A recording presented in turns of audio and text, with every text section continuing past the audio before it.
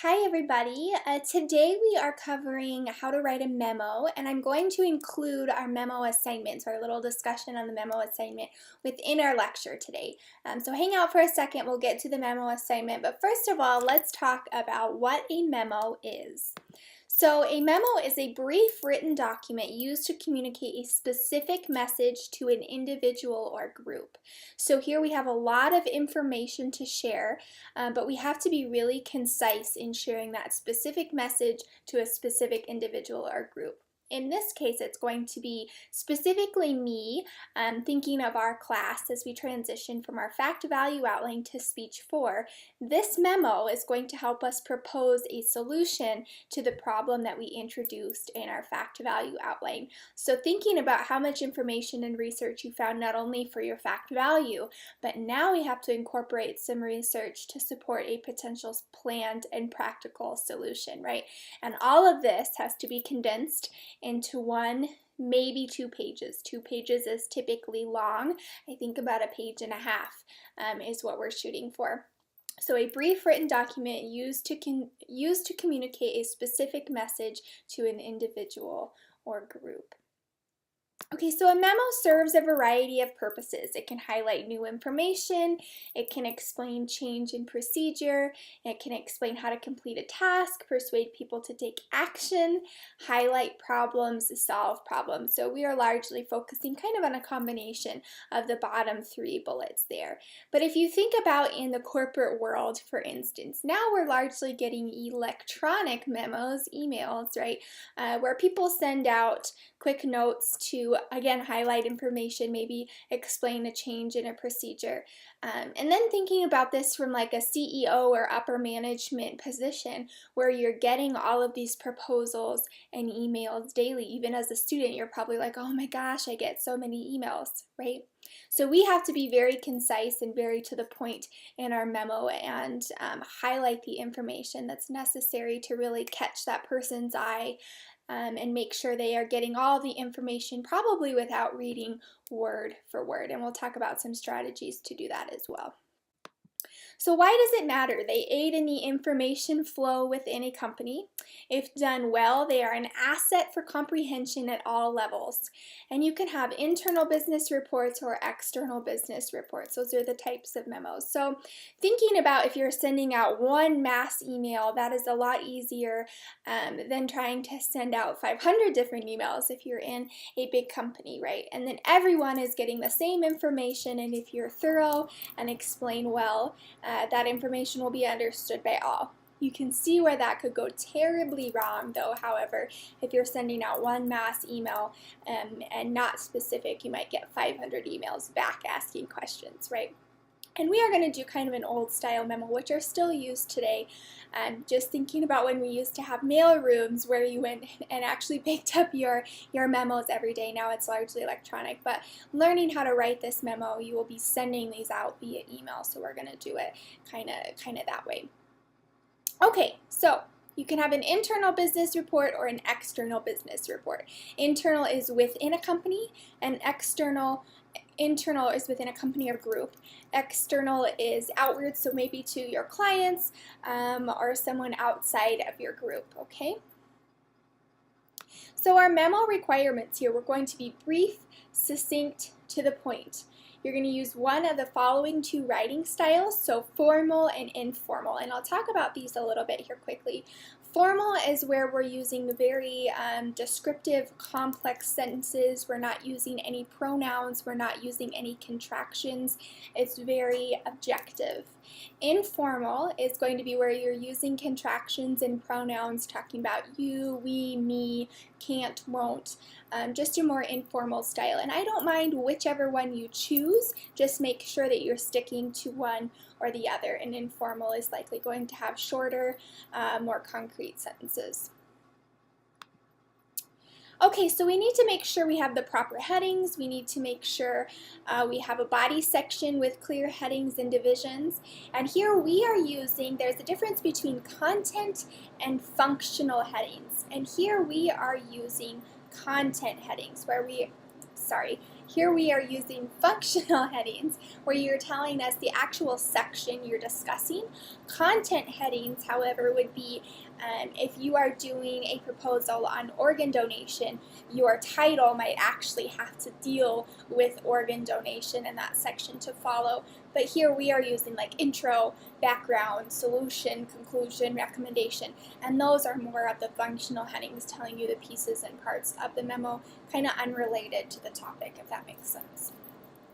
So the top of our page, notice here, we have to, from, date, subject, all caps over here, right?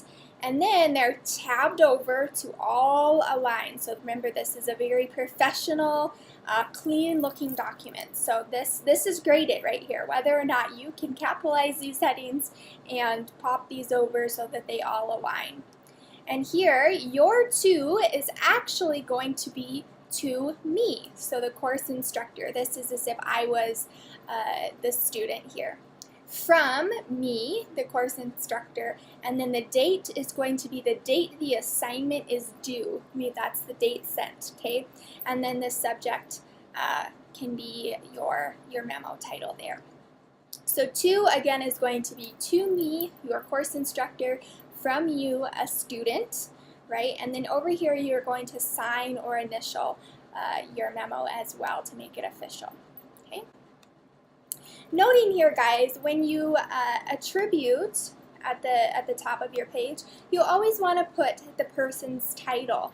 And if you're addressing it to more than one person, you're going to go in the hierarchy of their title. So you're always going to put the president first, vice president-elect, etc. there, okay?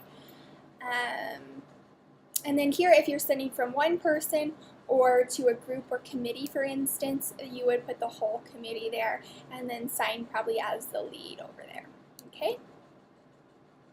Okay, so now let's talk about opening a memo. So much like opening in your speech outlines, you want to gain the audience's attention first and foremost. Then you want to introduce the subject. Why are you writing? You want to explain your assignment, what the audience needs to know or do following the memo, why they should read it. So the purpose of the memo needs to be explicitly clear. You want to have problem, background, solution. Is that what you're going to preview in your main points? Is that what you're going to discuss in your memo for us? Yes. Okay. So gaining the audience's attention, we have strategies for that. Introducing the subject, why are you writing? Explaining your assignment. Those two might go hand in hand. So explaining your assignment is going to explain why are you writing. You are writing to propose a solution to the problem discussed in your fact value outline. And you're going to make that more specific to your topic, obviously. What the audience needs to know and do after, and we'll get to this with our assignment, you want me to approve your planned solution so that you can move forward into speech 4. So why they should read it, the purpose of the memo, you are going to explain a solution to a larger societal issue that you find interesting. Yes? And as always, in our last part of our intro, we have a preview of what's to come in the memo. And then in the body of our memo, paragraphs begin with a single main idea sentence. So that's much like your main points in your outlines. You want to keep paragraphs short, so 8 to 12 printed lines.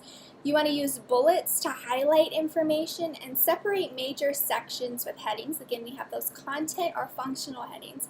And guys, I really don't mind if you want to be creative and use content headings, but typically students use functional headings. You don't want to indent your paragraphs. Again, everything is very clean lines.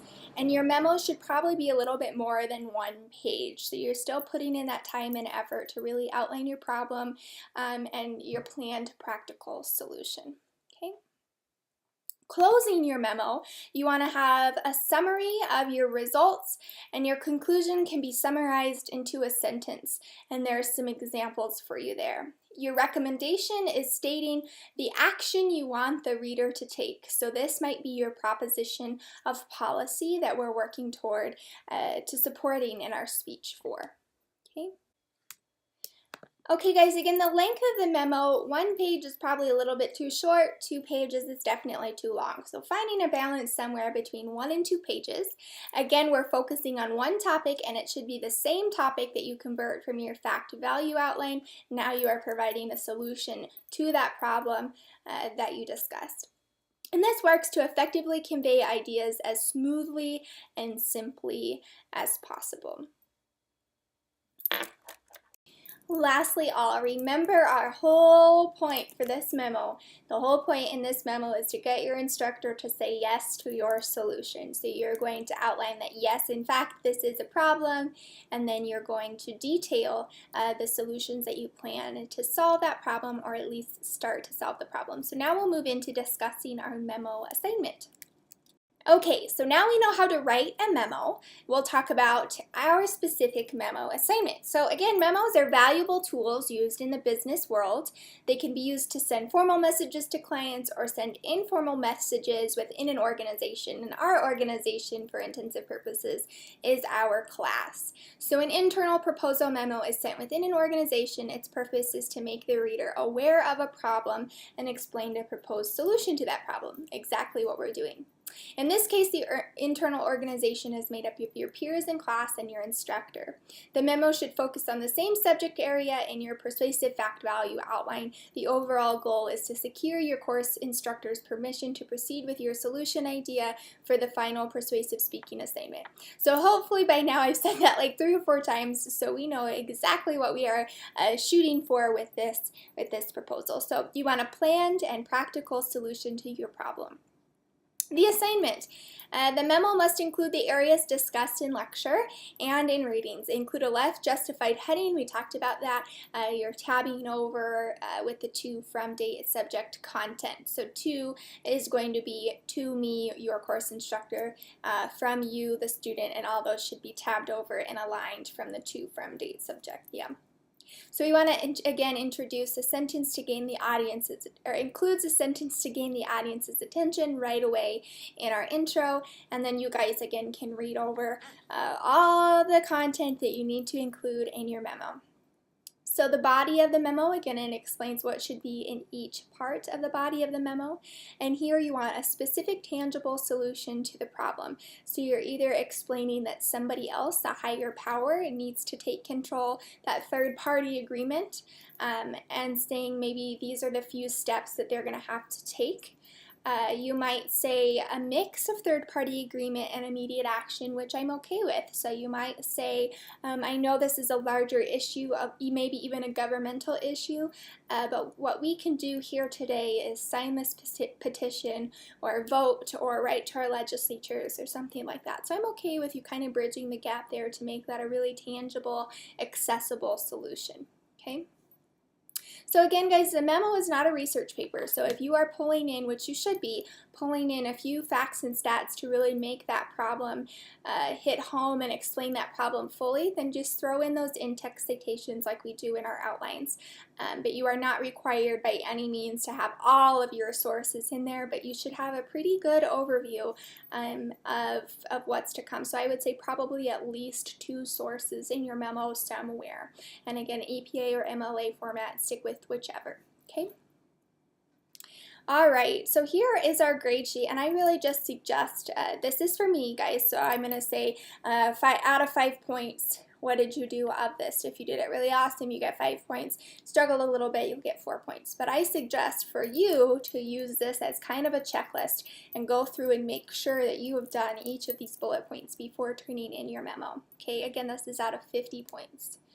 So here is an example, noting here how these are structured, how these are tabbed over, and then I want to point something out here, guys. So there is 3 problems, and here there are 3 solutions, and this is key. This solution matches this problem, this solution matches this problem, this solution matches this problem, and it should be pretty clear that they address one another. So the first problem is addressed by the first solution, second, third. If you have one solution that solves all three problems, great. Just make that clear in your wording. Maybe you have two solutions to address one of your problems. Again, make that clear in your wording. And here I went a little further, right? I made this a planned and practical solution. We want to block outside distractions. Here are some ideas for how to do so. There is an actual plan involved in blocking these outside distractions, okay? And again, here we have our summary and our recommendations section kind of together, making up a conclusion in our memo.